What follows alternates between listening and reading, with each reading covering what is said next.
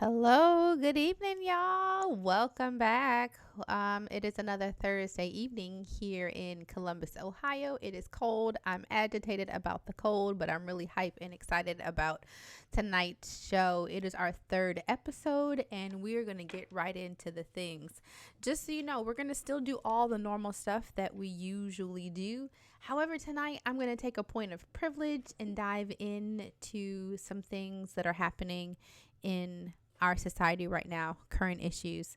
I don't usually do a whole lot of talking about those things, and I'm noticing that my camera is not where I want it to be, but we're going to work with it and around it today. So, hey, how y'all doing? I hope you're doing good. Please drop a note in the chat to let me know that you are here.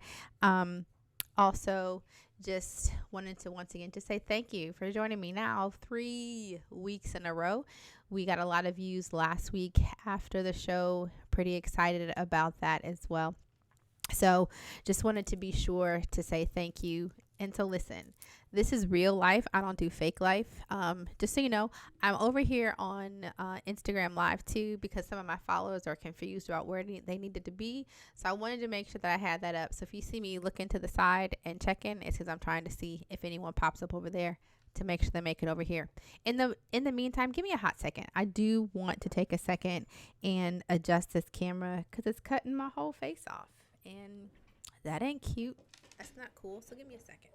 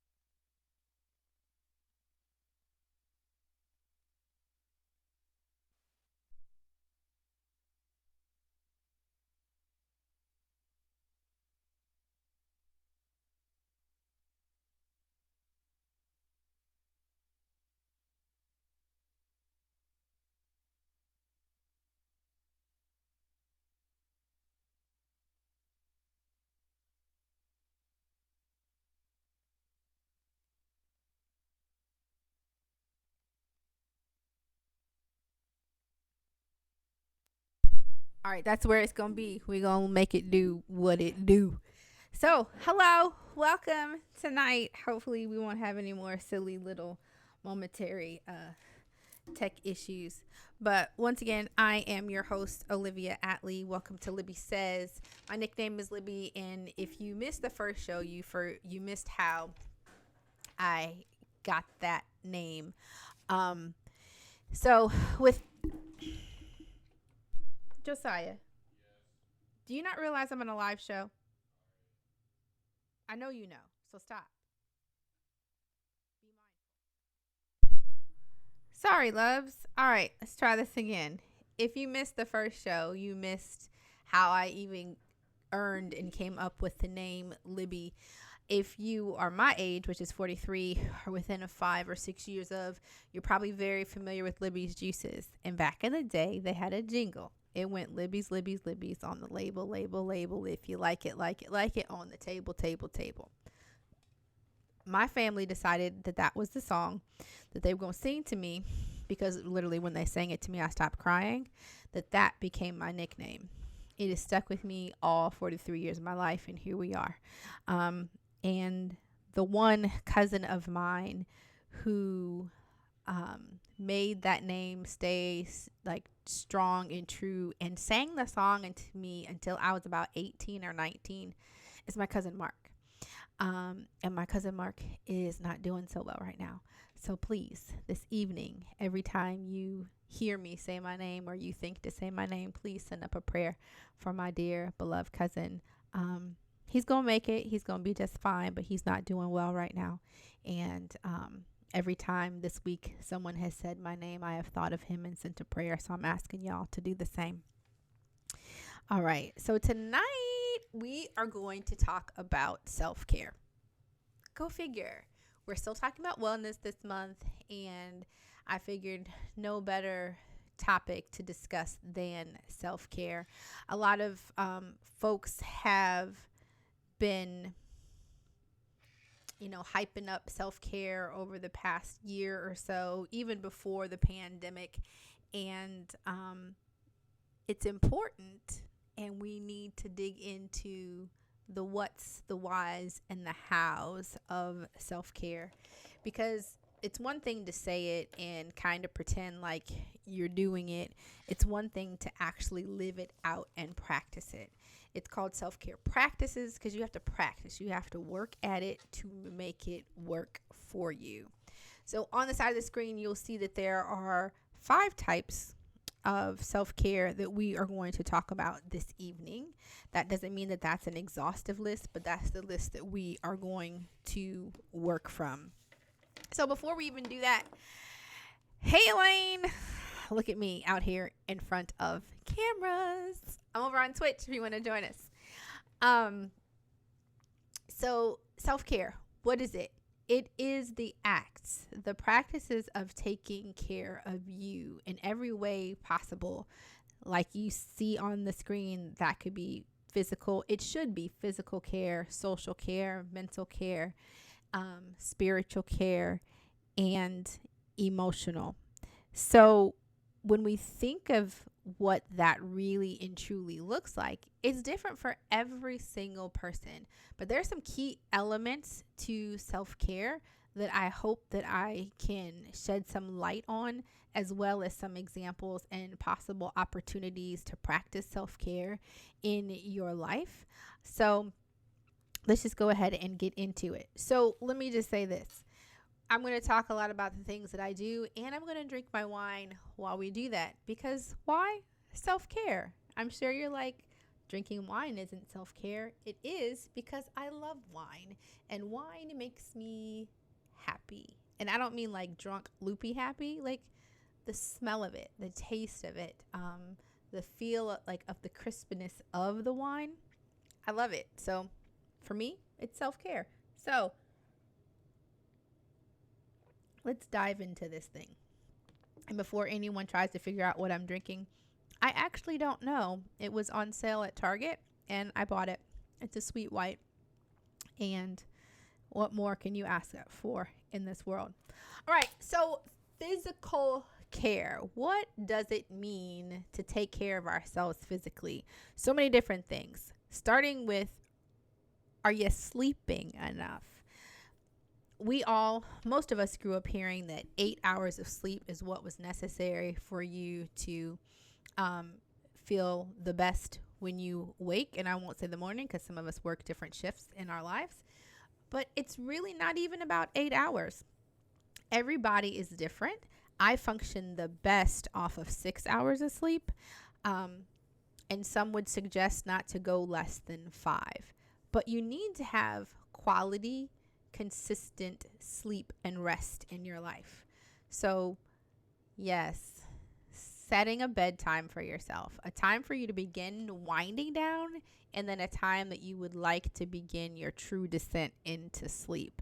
And it should be as much as possible the same each night. Now, we know that life happens and things happen that keep us from actually being able to do that.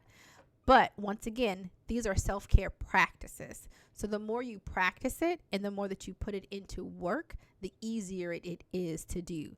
And this is the one thing that I personally really, really struggle with. I have an alarm set on my phone, shut my whole phone down, my life off 11:15 every day. Let me tell you what, every night I'm going to bed at 1:30. And that's partially because I'm in the height of some real important work at my full-time job.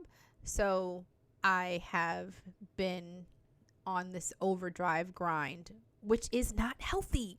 So, that being said, I still every day when that alarm goes for me to shut down at 11:15, I start to begin my mental process of um, breaking down and settling down into my life for the evening. What's the other way that we can practice or take care of ourselves physically? Well, that would be a quality diet. I literally, so I'm sure everyone knows by now, who are my followers, that I am a high school teacher.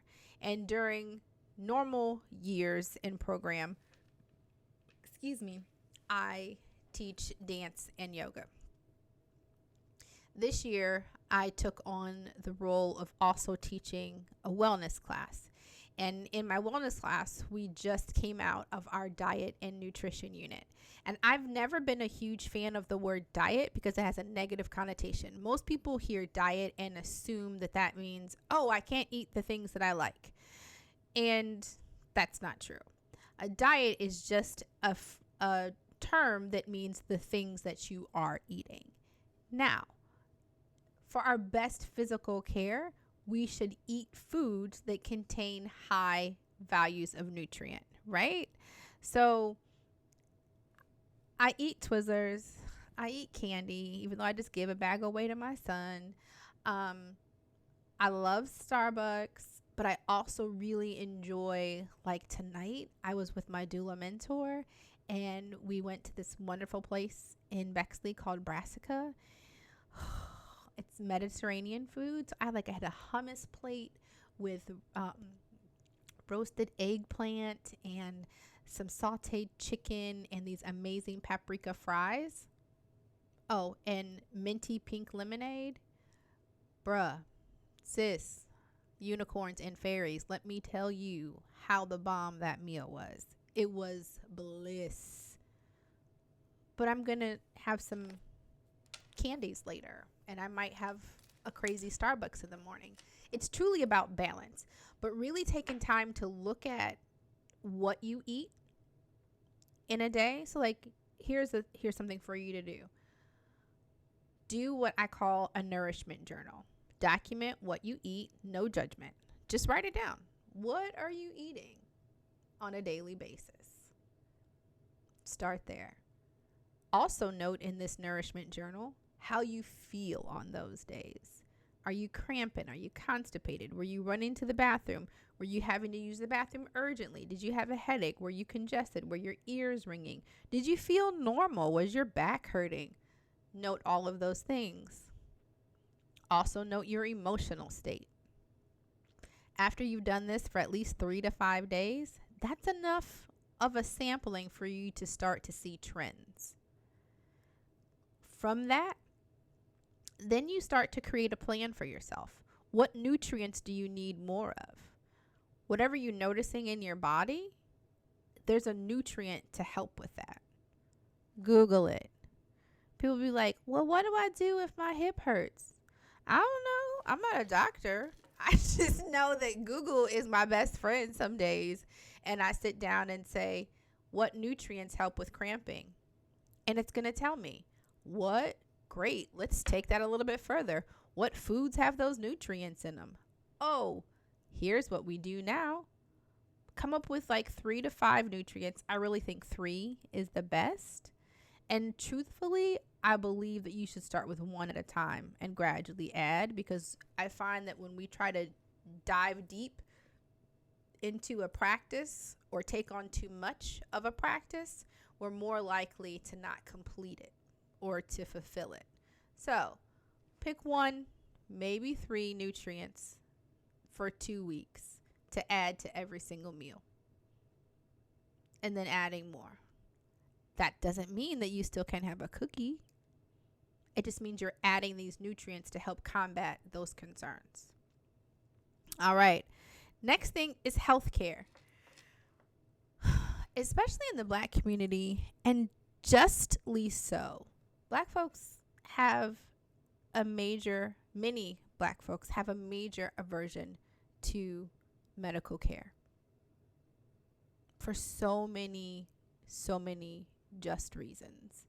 But that doesn't mean that we don't need medical care.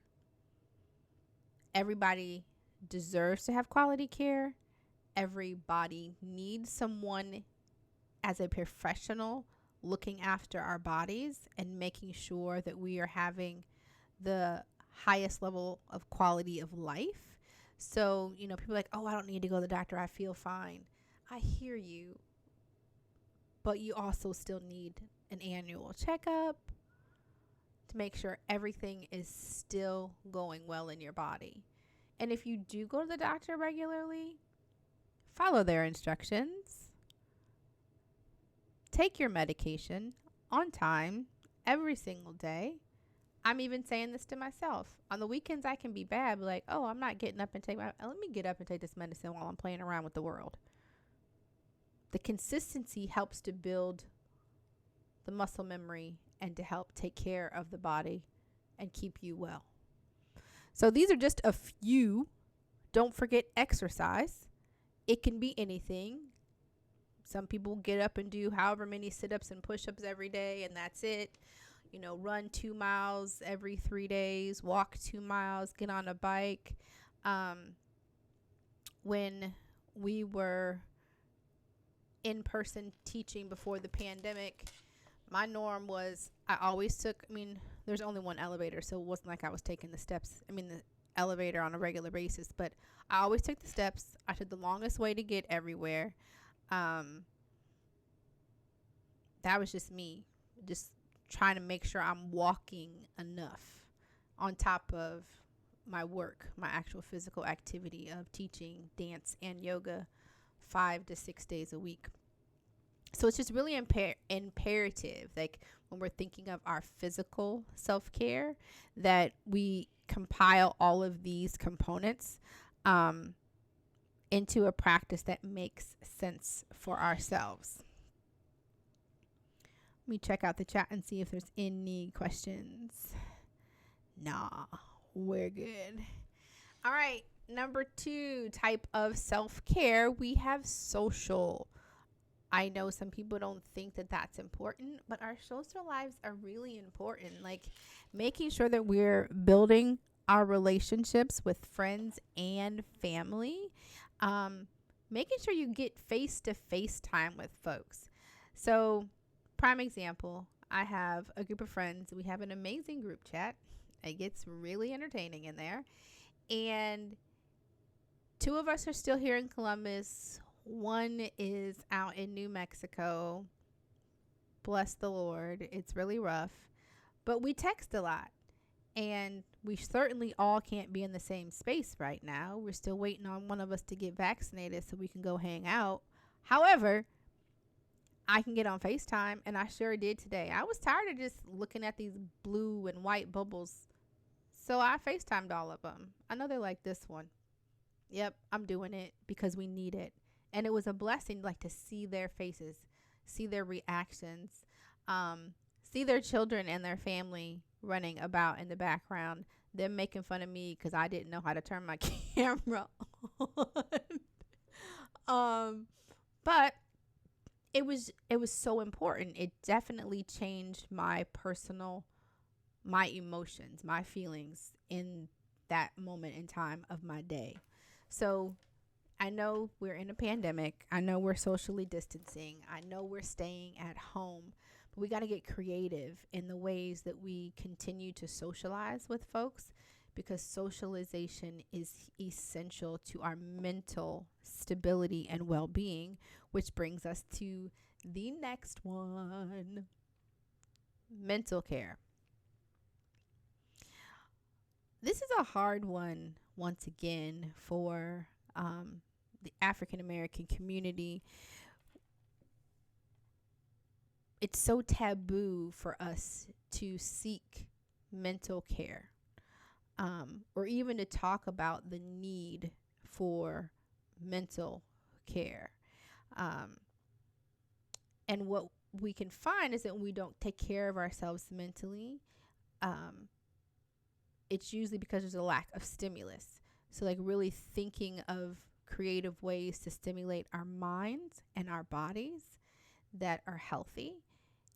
A lot of times, if what happens is that when we don't have that stimulus, that we'll create it.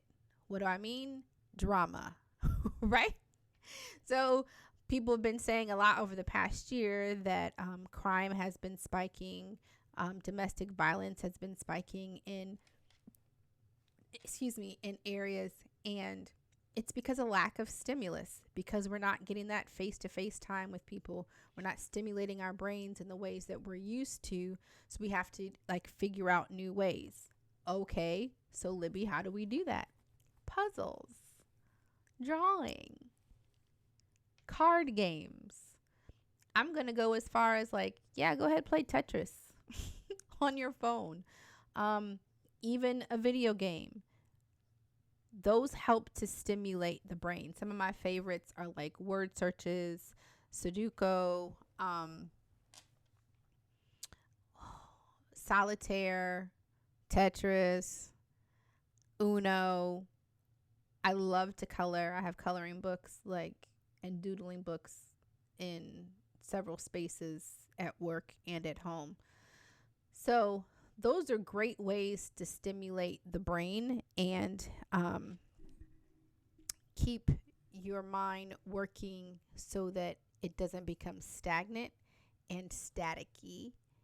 And when you find yourself in that space, be okay with seeking help. And help could be just talking to a friend, right? Help could be seeking out a professional to see and engage with on a regular basis.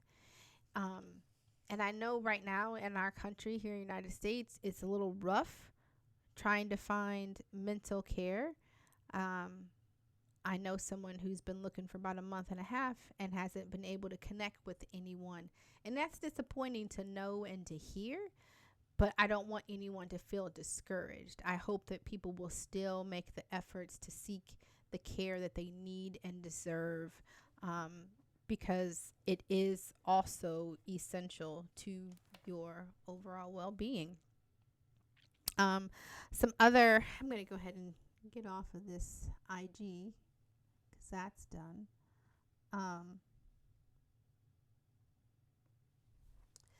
Some other ways to incorporate mental care into your life is mindfulness, meditation. I know we talked about those things yesterday, and you're probably like, this girl gonna talk about yoga all the time? Yup, I sure am. Why? Because just like I think water fixes everything, I think yoga fixes everything. So there's that. With that being said, it's not something that you have to overthink. There are so many different types of mindfulness practices that you can do in short periods of time. Meditation does not have to be, it really shouldn't be longer than 30 minutes, especially if you're just starting out.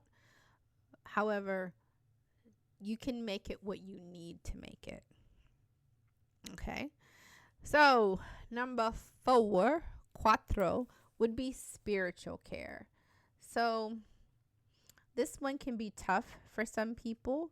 Unless you're an atheist, you can have a spiritual practice. Okay? And I don't mean that like if you shouldn't. It's you don't believe in a higher being, so you probably don't have a spiritual practice. With that being said, those of us who do, there are so many different ways to engage with your spirit senses. It's about questions that we ask about our life. It could be engaging in traditional spiritual activities like a prayer service, church service, worship and praise, a prayer ceremony, rituals. My gosh, the list really does just go on and on and on. But making time for that every single day is so essential. I'm going to keep saying that about each of these, but all it takes is just a few moments each day. It doesn't have to be, hours upon hours of time, unless that is something that is required of your particular faith or something that you want to do. I personally, I'll just say real quick because I'm going to get into my whole self-care life in a moment. But I personally say a quick prayer before I get out of the bed. And sometimes I say all my prayers before I get out of the bed. But when I know I'm alive and I'm awake, me and the good Lord and Savior have a conversation. I carry that conversation on throughout my day. But it starts with just like a very brief moment of gratitude and praise the moment I know I'm still breathing. Ooh, excuse me. I don't know why I don't have this level of indigestion any other time. So I'm going to believe that it's nerves because I've gone this whole day without belching one time. But just like last week, here I am, sit down to have a live show, and that's every 20 words. So I do apologize. The last one is our emotional care. Like looking at healthy ways to express your emotions. I say this to my students all the time. There's no wrong emotion, but you can express it poorly. Right? I get angry about stuff all the time. I've learned how to shut up. Now, my love would probably disagree because I will chew his ear off and vent to him until the cows come home. But in the moment, if someone's agitated me, I've learned how to shut my mouth and think of a quality way to respond or a mindful way to respond. And if I can't find one, I just stay quiet because my mouth is vicious. I know this. Likewise, there's also the opposite. Like, I get really excited about some things, and my excitement, sometimes what I want to do is not appropriate for the moment. So I have to curb it, or I have to find a better way or a different way to express that excitement. And the one key thing I think of here when we're talking about emotional care for ourselves is giving ourselves space to actually communicate about how we're feeling. Taking up that time. So if you're feeling frustrated, talk about it. If you are happy about something and you're excited and want to share it with people, talk about it, write about it. You can, there's all this taboo running around. But you don't got to put everything on social media. Put everything on social media if you want to. If that makes you feel good, bump all them talking that nonsense. There's some things I like to keep private, but I'm expressing it somehow, some way other than that. So I don't want people to feel, who knows if you do, but I'm going to give everyone here permission to put as much as you want on social media. It doesn't matter. Write it all down. Just talk someone's head off. Text people 22 pages where they have to swipe right. I don't know. But my whole point is find the most conducive and constructive ways to express your emotions so that you feel heard and seen. It's so important. Right? All right.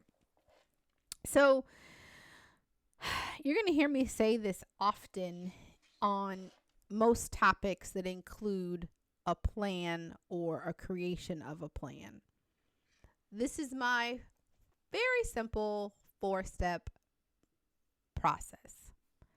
Create a plan, work the plan, assess the plan, repeat. Create, work, assess, repeat. So whatever you are creating a plan for, or you need to plan out, make it happen. Write it down, literally. or put it in a note on your phone or a voice memo, but create the plan. Then the next thing you have to do is actually work it, put it into practice. 4 to 5 weeks. After doing it for 4 to 5 weeks, go back and reassess. Look at what worked, what didn't work, and what you probably want to add. And that's when you repeat. You start over with create. So once you're in that assessment process, you decide what needs to go away, what needs to move, what do you need to add. That's your new plan. Work it. 4 to 5 weeks. Assess it. Repeat. It is a stellar process. And when done well, it proves amazing results. Like amazing results. How do I know? Because it's what I do. So I have, I'm laughing because y'all gonna think I'm a weirdo, but I'm cool with it. This is my personal self-care plan. It details what happens in the morning, the midday, and the evening. Okay? And I'm still like, this is brand new this week. I've reworked this several times since December, but this is our new one this week. I'm excited about it. I'm still trying to make it work, but it's still only a few days in, so I'm good. So I start, like I said, my day out with prayer. Sometimes I read a scripture or a motivational quote while I'm in the bed still. But I always know that I get to my bathroom and read a devotional by Iyanla Vanzant. While I'm in the shower, I pray some more and I meditate on what I read. I get into my personal care. And this is where it gets fun. It's like I have all these little breakouts of how I do things. And my personal care is like I take my meds. I do my oral care, which includes flossing, tongue scraping, brushing my teeth. Certain days I cleanse my nose with a saline wash. Other days, like I have days that I do specific types of facials and scrubs, and when I shave, like it's so meticulous, but it's so beautiful. Like it becomes this ritual, and every single time I tell myself, girl, you're doing too much, you need to stop, I remind myself that that's my alter ego not honoring what I need and deserve. Because I deserve to have a beautiful face. I deserve this luxurious face mask I'm putting on because not only it feels good, it smells good. I deserve for my skin to be silky and soft because I just shaved my legs and scrubbed. I deserve all of that, right? So I take the time to not only create the plan, but to fulfill it because I deserve it. It feels good. And not only does it feel good physically, it feels good to my soul, which affects my mental state. And when any of us are in a quality mental state, we have better work and life experiences. So I often tell my students, my yoga students at the end of class, like, I'm so thankful that you took this time for yourself. And I'm not like, of course you are. You're getting paid. No, this isn't about me getting paid. Because when we take care of us, it helps us to be able to take care of others.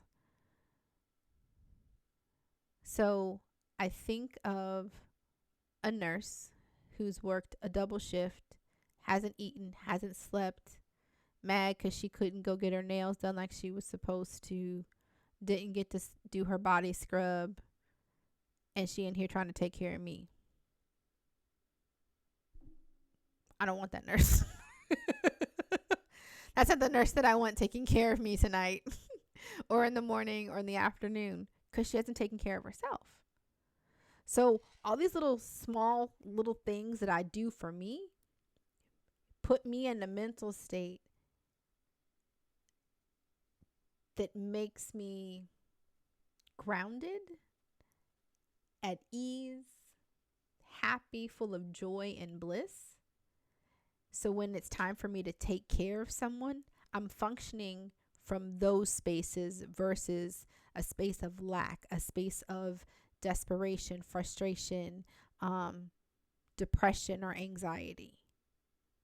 Right? Whatever we have inside of us is what we give off to other people. So I have a midday plan as well. In the middle of my day, I do pranayama work, which is breath work. I take a little gentle walk, whether it's in my building, outside my building. Our main campus sits on this beautiful land that used to be a golf course, which sits on the backside of a metro park. Just gorgeous. It's not too gorgeous right now because it's a little still brown, but the green is starting to pop, so it's not so bad. I work with my mantras and I drink my water. If at midday, which is sometimes, the middle of my day when I have a break, is somewhere between 11 and 1. If I haven't drank 2 bottles of water by that time, I do it then. Yes, I chug it. I make it happen. And then when I come home at night, I have a whole reverse plan of personal care and winding down. So I have personal care, things that I do at night. Certain nights I have listen, I love a good face mask, y'all. So if you're ever wondering what can you gift me, you can always send me some cash via Venmo at Busy Bee LLC, or you can ship me out some face masks. If you want me to try some face masks or eye gels, I'm here for all of it. Just send it to me. I'm trying them all. It's my new love. So I have another self-care plan, personal care that I do in the evening. I move my body. Sometimes it's just me dancing around the house. Sometimes it's sit-ups and push-ups. Sometimes it's yoga. I have another meditation practice I do, and then I begin to slowly wind down the night with either writing or some prayer.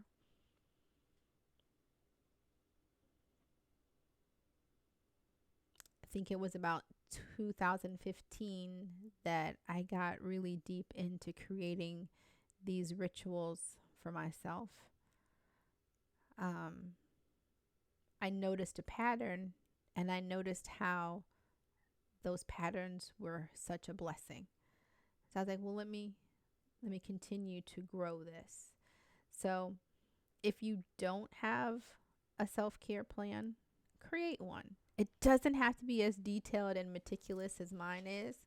But if you like planning, you'll love doing this. And just give yourself space to work with it. And give yourself grace when you don't fulfill the things. There's no need to beat yourself up like, oh my God, I didn't meditate today. Okay. Meditate when you can. Move on. Start over. Make it happen the next day. But my whole point is having a self-care plan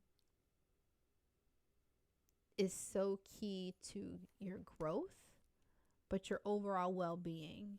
And the truth being told, we all deserve to be well.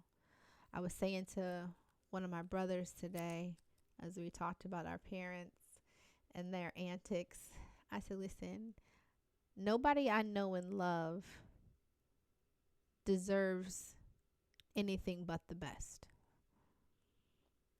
Everybody I know and love deserves to live a quality life to the end of their life. And if we don't take care of ourselves, that won't happen. And so, one thing I just want to share is that, when it comes to these self care practices, people are like, I forget. So, here's where I started myself out with them. I set an alarm. Do something nice for yourself. It was scheduled during my lunch break, so I had no excuse. Like, none. Like, I'm already leaving the building, about to do whatever. I can add in something that's directly for me in this moment. Cool. Bet. So, let's get ready to shift into our next segment. But before I do, I just wanted to give you guys a quick reminder of where to follow me on IG. That would be bosslady_1908, as well as my business page, Busy Bee LLC, Facebook, Libby, Busy Bee LLC, Twitter, Busy Bee, and LinkedIn, my good old government name, Olivia N. Atlee.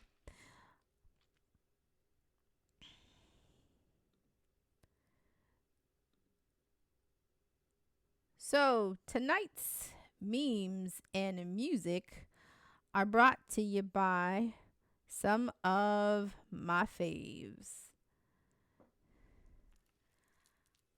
I'm going to go a little bit backwards today.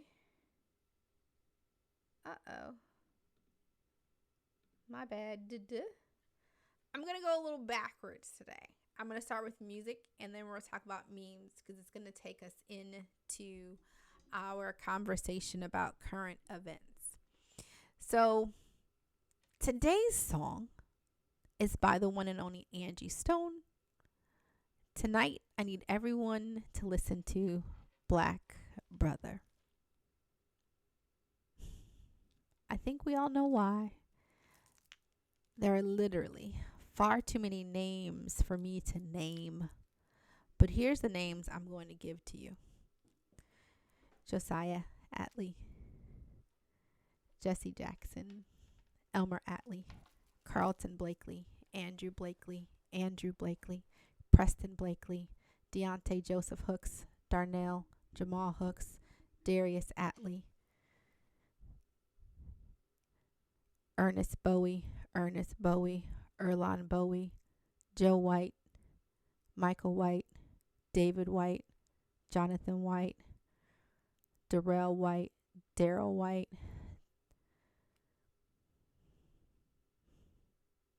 let me see, who am I forgetting? Archie White,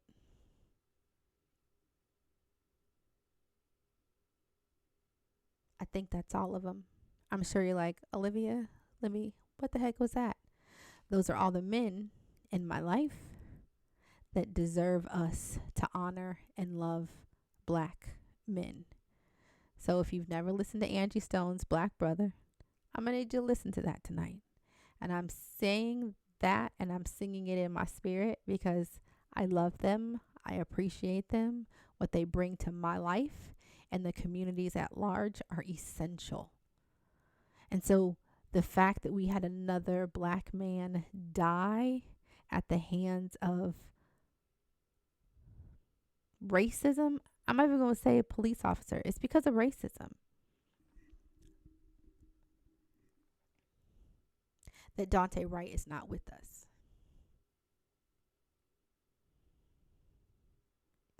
It infuriates me. It makes my stomach hurt. I don't want to look at the news. I don't want to be on the internet. None of it. I'm not here for seeing any of it, but I'm seeing some of it, and part of it's necessary. I say that to say that if you are not an advocate, what are you?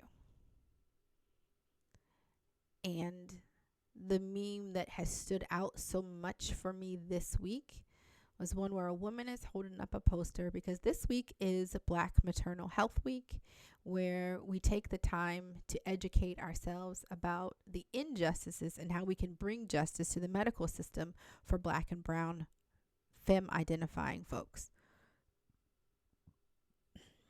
Excuse me. And her poster said, "What the police do to Black men is what medical professionals do to Black women." And my God, did that ever hit me in my gut so heavy and hard? Because it's the truest thing I had seen all week. Police officers are quick to assume that a Black man is going to harm them, so they do whatever they can to eliminate them.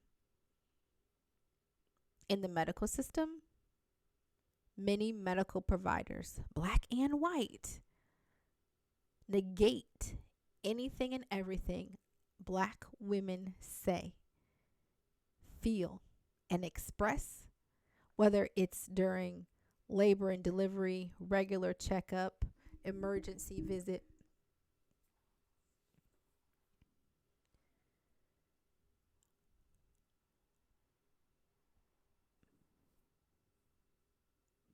And we end up dying.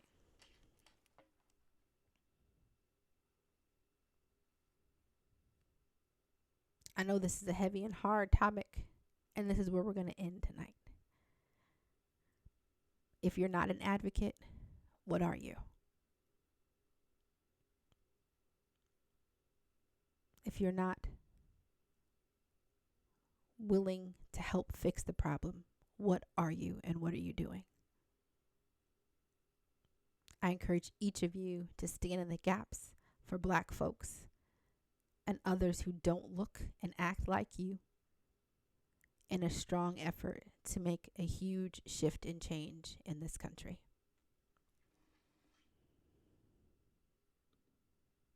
I sincerely thank you for joining me. I'll see you again next week. God bless. Good night.